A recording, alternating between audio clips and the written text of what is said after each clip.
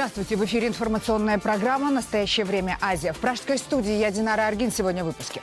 Трудная дорога домой. В Киеве задержан двоюродный брат и ближайший соратник опальной дочери Ислама Каримова Гульнары. Его подозревают в хищениях сотен миллионов долларов. Дело Акбараля Абдуллаева – это самое большое финансовое дело, может быть, за историю независимого Узбекистана. Молчание власти. В Казахстане 2 недели продолжается голодовка нефтяников. В акции уже участвуют больше 1000 человек. Власти республики на переговоры не идут.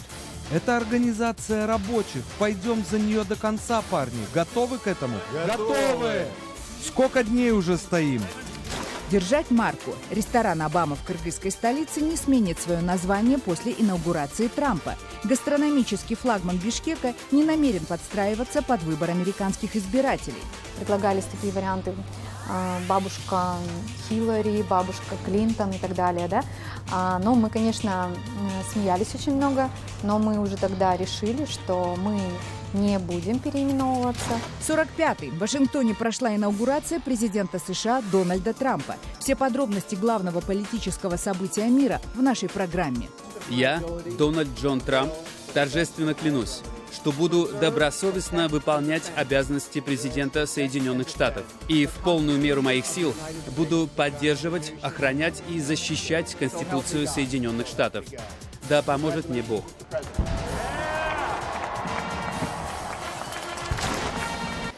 В Киевском аэропорту задержан 33-летний Акбарали Абдуллаев, племянник жены первого президента Узбекистана Ислама Каримова. Сейчас рассматривается вопрос его экстрадиции на родину. Там ему грозит до 15 лет тюрьмы по обвинению в создании и руководстве организованной преступной группой в 2008-2012 годах, коррупции и других особо тяжких преступлениях. Криминальную структуру, которую по данным следствия возглавлял Абдуллаев, называли Кувасайской мафией. Кувасай – это город Ферганской области Узбекистана. Акбарали и его мать Тамара Сабирова с начала 2000-х годов считались владельцами узбекской части Ферганской долины. Согласно материалам Интерпола, Акбарали Абдуллаев был объявлен Узбекистаном в розыск за присвоение 91 миллиона долларов, сокрытие 200 миллионов долларов и 271 тысячи евро, легализации преступных доходов на сумму почти 80 миллионов швейцарских франков и 200 тысяч латвийских латов. Некоторые эксперты связывают дело против Акбарали Абдуллаева со скандалом вокруг старшей дочери Ислама Каримова Гульнары. Она сейчас находится под домашним арестом в Ташкенте. Недавно ее допросили представители швейцарской прокуратуры. Сообщается, что уголовные дела по факту коррупции при заключении сделок с участием Гульнары Каримовой завели прокуратуры Швейцарии, Нидерландов, США и Швеции. Подробности громкого задержания в беседе с главой узбекской службы радио «Свобода» Узодлик Алишером Сидиком узнала наша коллега Шахида Якуб. Алишер, племянник жены покойного президента Узбекистана Акбарали Абдуллаев сидел в тюрьме, насколько мне известно. Каким образом он очутился на территории Украины? На самом деле он не был, последнее время он не был в тюрьме, так сказать. Он был в таком домашнем аресте, невыездной, так сказать, да, из республики, из города, должен был отмечаться у правоохранительных органов. В Узбекистане, где все контролируется, а тем более его ситуация особо контролируемая, как приближенных к семье покойного президента, скорее всего, кто-то позволил ему. Да, кто-то хотел, и кто-то очень большой. Да, то есть это и с учетом финансовых возможностей, даже при его собственном хотении, возможно, можно было это осуществить, да, то есть это такой куш срубить. Ты говоришь о деньгах его двоюродной сестры Гульнары Каримовой, старшей дочери покойного президента, а о его деньгах никто не говорит. Ну, представьте, дело Акбараля Абдуллаева – это самое большое финансовое дело, может быть, за историю независимого Узбекистана. Это дело, где речь идет о минимум 800 миллионов долларов, это которые в деле у прокуратуры, да, то есть, которые они могли вшить в дело. А сколько они денег не смогли, допустим, идентифицировать, найти. Акбарали Абдуллаев контролирует Ферганскую долину, самые большие производственные мощности, нефтеперерабатывающие заводы, кварц и так далее, и так далее. То есть производство, которое еще существует в Узбекистане, это было под его контролем. Заработанные деньги наличностью, да, в узбекской валюте, переводятся на рынках на иностранную валюту. Физически их носят через границу. Да? Вот это все физическое, это не только в отсутствии финансовой системы перевод денег внутри Узбекистана или с Узбекистана куда-то за рубеж невозможен. Деньги возились на грузовых машинах.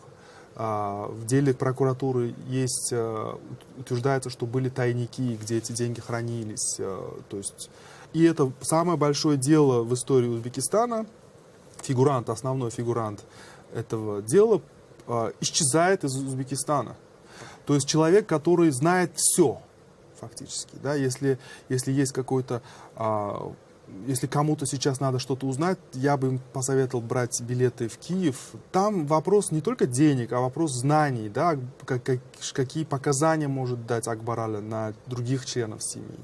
То есть, Акбарали, как самый младший, скажем, член семьи, выполнял любые, поручения других членов семьи. Он связан со всеми, он связующее звено в этом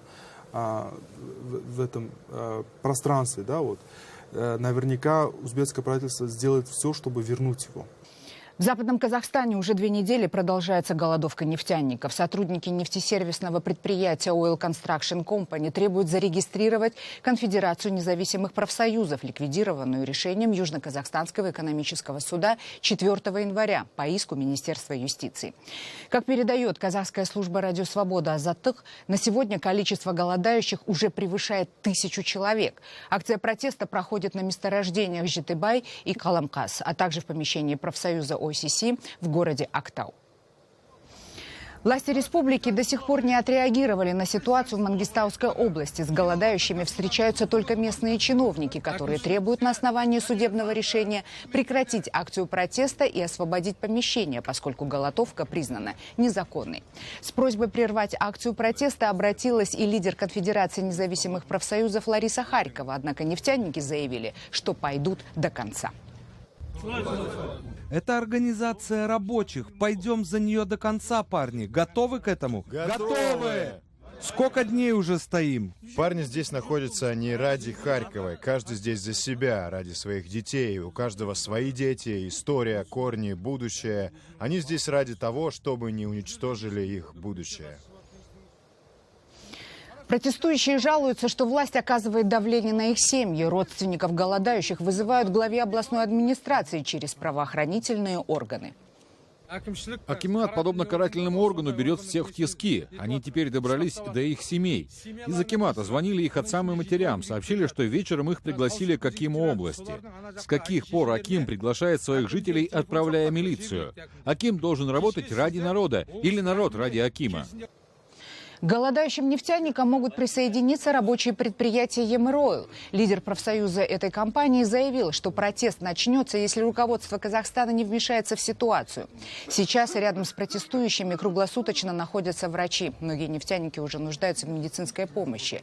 Однако от продолжения голодовки они не отказываются.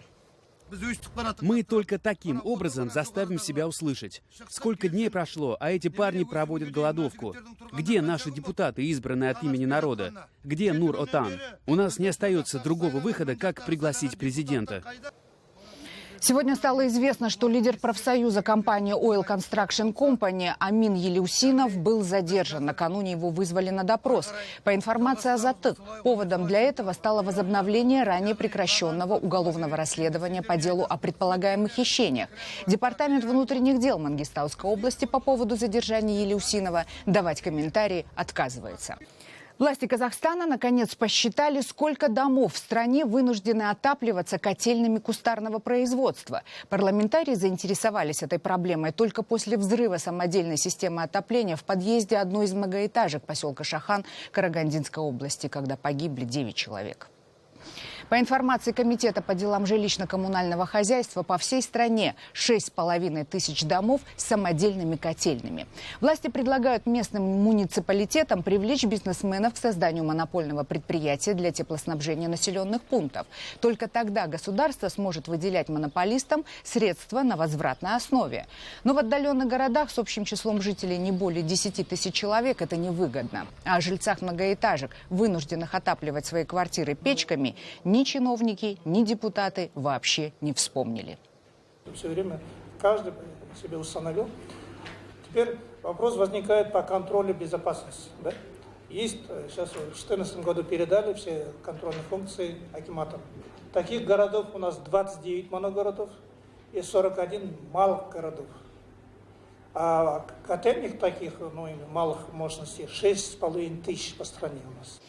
Популярный в Бишкеке ресторан «Обама» предлагают переименовать в «Трамп». Завсегдатаи заведения обсуждают изменение названия в шутку, но его владельцы серьезно заявляют, что несмотря на то, что 44-й президент США уже сложил свои полномочия, ресторан «Обама» вывеску менять не будет. В необычной маркетинговой политике разбиралась Жибек Бегалиева.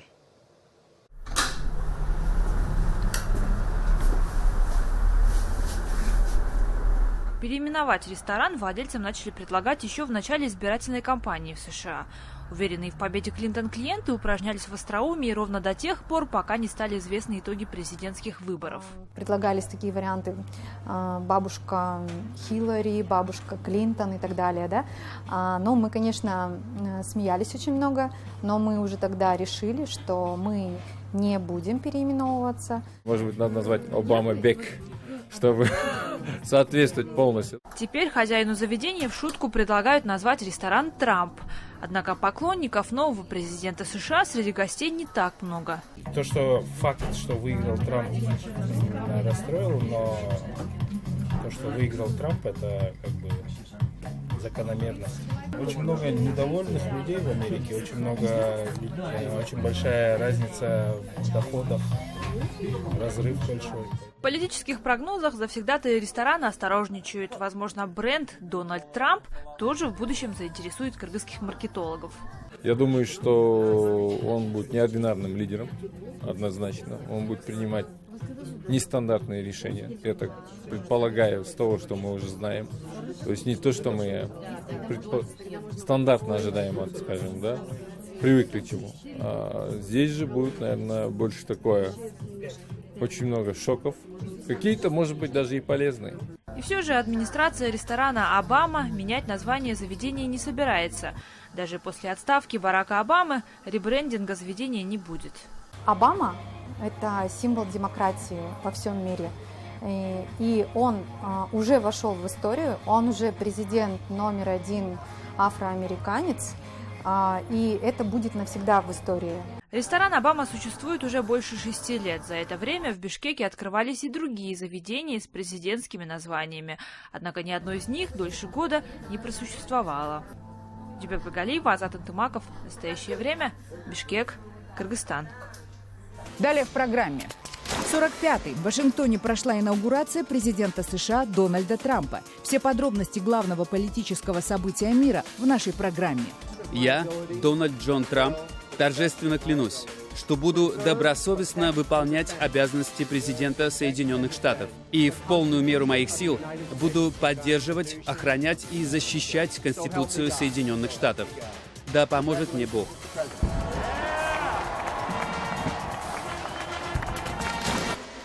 В Вашингтоне состоялась инаугурация нового президента США Дональда Трампа. 45-й глава Соединенных Штатов Америки принес присягу, положив руку на инаугурационную Библию Авраама Линкольна. На церемонию пришли тысячи сторонников Трампа. Также на ней присутствовали Хиллари и Билл Клинтон, Джордж Буш-младший со своей супругой Лорой.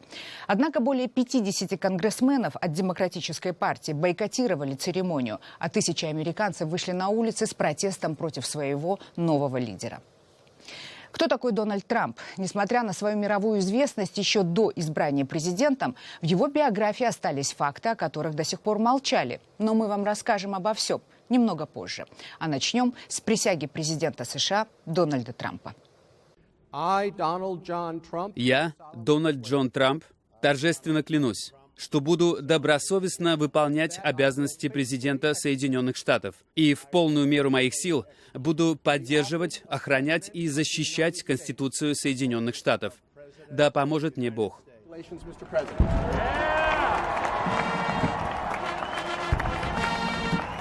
Накануне инаугурации в Нью-Йорке прошел митинг противников Трампа. Перед тысячами жителей города выступили известные голливудские актеры Алек Болдуин, Роберт Де Ниро и Джулиана Мур. Во время избирательной кампании и после оглашения результатов они неоднократно резко высказывались в адрес республиканца, предупреждая об опасности, которую его избрание, по их мнению, несет Соединенным Штатам. Они думают, что вы успокоитесь. Вы успокоитесь? Они не понимают важные вещи. Нью-йоркцы никогда не сдадутся. Можно что угодно говорить об этом городе и его жителях, но они не успокоятся. Вы будете бороться? Вы будете участвовать в 100-дневном сопротивлении? Режиссер-документалист Майкл Мур, известный своей непримиримой позицией в отношении избранного президента, пообещал, что протесты не прекратятся, пока Дональда Трампа не отстранят от власти.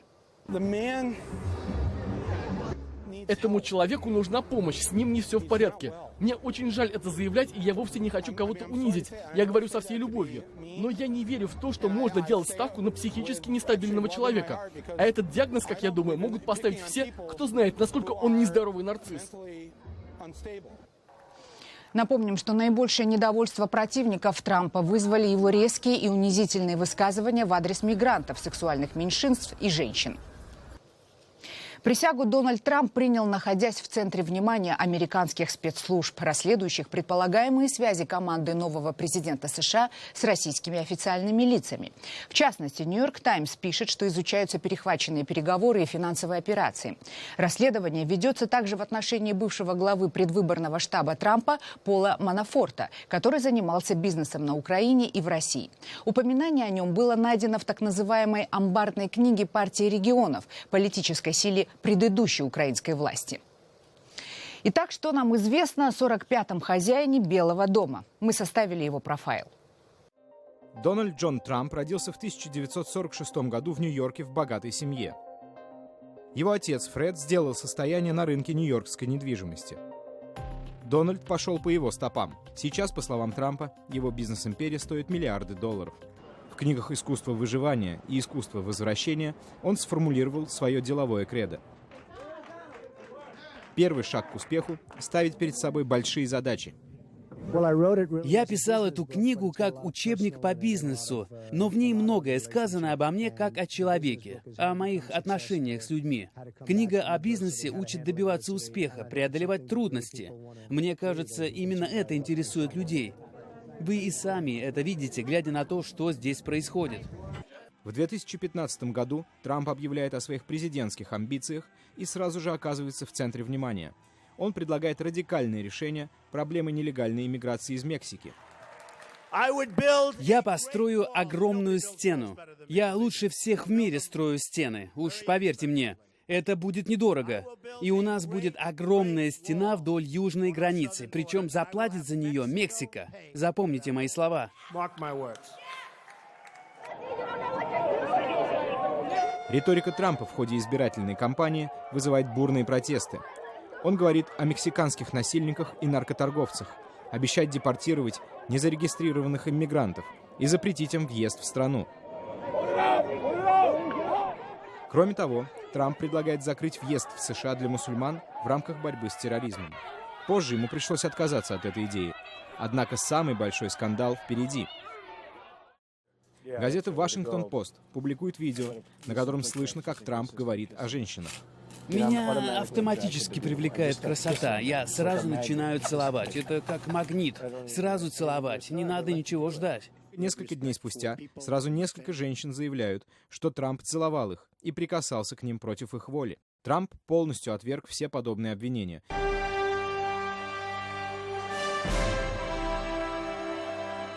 Несмотря на все скандалы в прессе и данные социологических опросов, в день выборов Трамп одержал победу. Все вместе мы будем работать над тем, чтобы перестроить наше государство и создать новую американскую мечту. Пока кадры со вступлением Дональда Трампа в должность во всех выпусках мировых новостей, мы также решили вспомнить историю предыдущих инаугураций. Первая из них состоялась более 200 лет назад, 30 апреля 1789 года. Тогда Америка внимала Джорджу Вашингтону. С тех пор каждый новый лидер США вносил в церемонию что-то свое, хотя основной регламент не менялся. I do solemnly swear that I will faithfully execute the office of the President of the United States. Will, to the best of my ability, preserve, protect, and defend the Constitution of the United States. So help me God. Дональд Трамп становится 45-м президентом США. Несколько фактов об инаугурации. Джордж Вашингтон принял присягу в Нью-Йорке, а начиная с 1801 года все инаугурации проводятся в Вашингтоне перед Капитолием. Это всегда толпы людей. На первой инаугурации Барака Обамы тут собрались 1 миллион 800 тысяч человек. Как выглядит символическая передача власти? Уходящий президент перед инаугурацией угощает чаем в Белом доме нового президента США. Еще одна традиция – инаугурационные балы. Барак Обама с супругой провели 10 таких в 2009-м. Что интересно, на некоторые может попасть любой желающий, готовый заплатить за билет на бал более $1000. Общая стоимость инаугурации и связанных с ней церемоний – около $200 миллионов. Предыдущий президент США Барак Обама находился у власти 2 срока. Он вступил в должность 20 января 2009 года. Через 4 года Америка его выбрала вновь. Каким запомнят Барака Обаму избиратели, оппоненты и весь мир? Барак Обама стал президентом США в 2008 году, обогнав на выборах сенатора-республиканца Джона Маккейна. Мы ждали этого очень долго, но сегодня из-за того, что мы сделали на этих выборах, в этот момент в Америку пришли перемены. Уже через год после выборов Нобелевский комитет присудил Обаме премию мира с формулировкой «за огромные усилия по укреплению международной дипломатии и сотрудничества между народами». Возглавив США, Обама пообещал завершить военную кампанию в Ираке и Афганистане и вывести оттуда американские войска. И если Ирак военные покинули, то в Афганистане останется еще почти 8,5 тысяч американских солдат. На 3-й год президентства Барака Обамы спецподразделение морских котиков убило врага Соединенных Штатов номер 1. Ни один американец не пострадал, и они позаботились о том, чтобы среди мирного населения тоже не было жертв. Во время перестрелки они убили Усаму бен Ладена и забрали его тело. Критики винят Обаму в распространении влияния так называемого исламского государства, а также в охлаждении отношений с Россией. Барак Обама смог достичь соглашения по иранской ядерной программе и восстановить дипломатические отношения с Кубой после 50-летнего перерыва.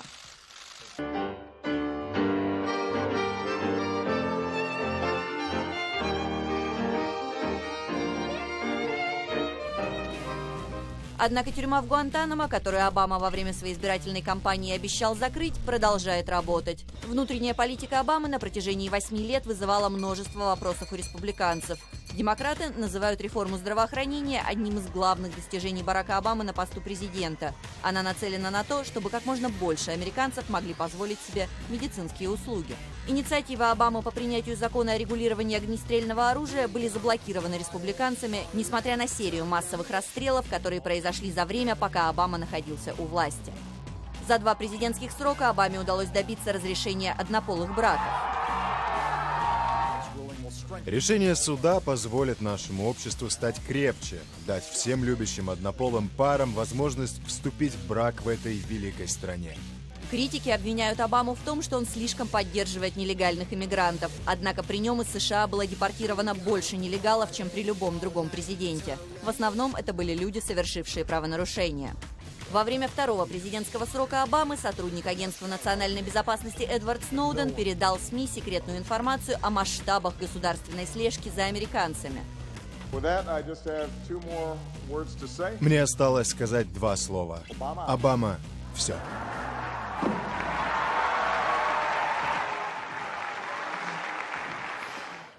Это были все новости, о которых мы хотели вам рассказать. Читайте нас в социальных сетях и смотрите на сайте KarenTime.tv. Мы благодарим вас за внимание и прощаемся до следующей недели. Всего доброго.